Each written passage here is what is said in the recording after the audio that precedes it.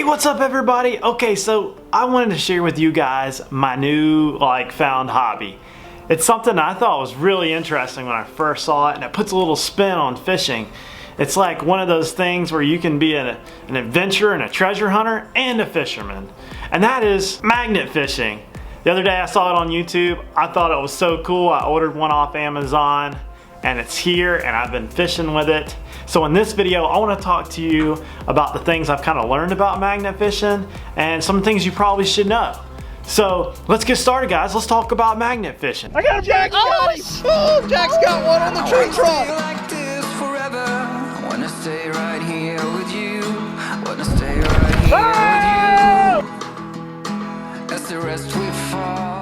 So in the last year or so, I've gotten really into kind of like artifact hunting and just kind of finding random stuff, everything from like bottles and cans, metal detecting, which I actually did on this channel last year. And so now there's been a lot of videos out there where dudes have been finding murder weapons and guns and all kinds of stuff underneath the water. And here in Pensacola, there are a lot of artifacts. It's a really old city and there's a lot of things out there, from cannonballs to old muskets that are just found laying all over the place. So I went and bought like a 400-pound magnet for like 20 bucks. And it came in about a month ago.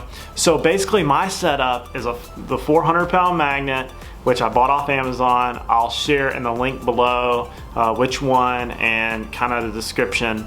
And it's just basically got a little spot to tie on your stuff right here. And I bought some parachute cords, some paracord, tied it with a regular fishing knot. Let's see if you can see it. And just went fishing. Be very careful when you tie it right here. Make sure you get a good knot. Even maybe put some thicker rope right here just so it doesn't get all frayed, which you can see it's already getting frayed from banging up on rocks and stuff. That's really it. I got about, I think, 50 feet of cord right here, which you should probably like roll it up on something like an old can or a bottle or something like that to keep it from getting looped and knotted up. Oh, look at here. First find. It's a piece of a crab trap. That's cool. There's something big down there. Can't pull it up. The next thing you need for magnet fishing is a pair of gloves.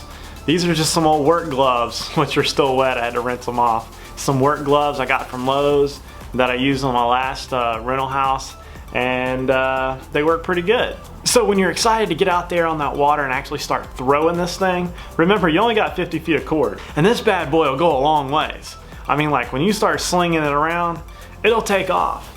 So like I would highly suggest taking the other end of the cord, the one at the other end, and either putting it under your foot or tying it to your belt loop or something like that, because when you chunk it, odds are the other end of the rope's going to go with it too, even if you have a lot of line, because you can really chunk this thing. Like when you whirl it around like this and let it fly, you get sometimes it'll go too far. I had to chase it once. So you might be wondering, where are you going to magnet fish? So, well, I got the remedy for that. Think of boat ramps, think of underneath bridges, think about anywhere somebody would dump a murder weapon, a bag of cocaine, or might lose an iPhone, or even an outboard off the back of a boat, because I think I found one of those yesterday. I just couldn't pull it up with my magnet.